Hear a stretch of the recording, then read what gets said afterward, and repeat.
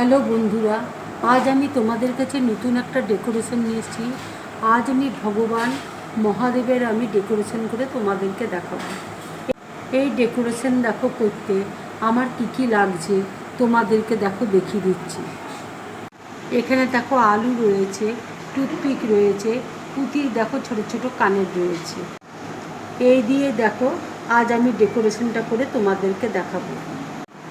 Toothpick দেখো দিয়েছি, দিয়ে এবার আলুটা আমি এইভাবে গেঁথে দিচ্ছি।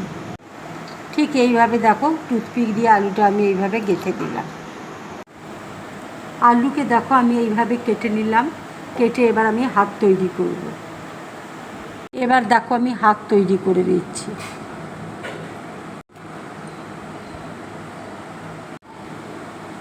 এবার দেখো চোখ আমি তৈরি করে নিচ্ছি।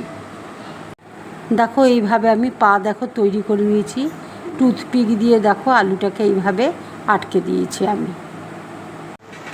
চেরি দিয়ে দেখো আমি ঠোঁট দেখো তৈরি করে দিয়েছি। চেরি দিয়ে দেখো আমি ঠোঁট দেখো তৈরি করে দিয়েছি। ফলস চুল দিয়ে দেখো আমি এবার চুল তৈরি করে দিচ্ছি।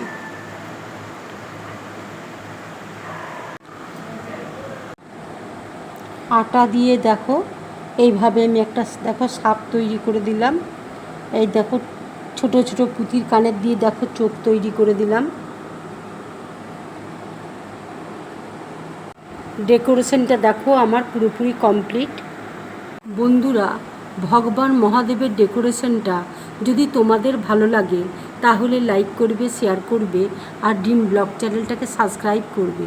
তোমরা বেশি করে কমেন্টস করবে, তাহলে আমার খুব ভালো লাগবে। নমস্কার।